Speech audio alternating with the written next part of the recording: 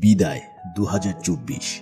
তোমার দিনগুলো আমাদের হাসিয়েছে, কাঁদিয়েছে, অনেক কিছু শিখিয়েছে। তোমার প্রতিটি মুহূর্ত ছিল জীবনের একটি গল্প। স্বাগতম 2025।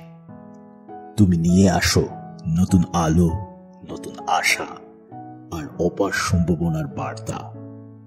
তুমি হও জীবনের এক নতুন অধ্যায়, যেখানে ব্যর্থতা নয়, আমরা দেখব সফলতার স্বপ্ন।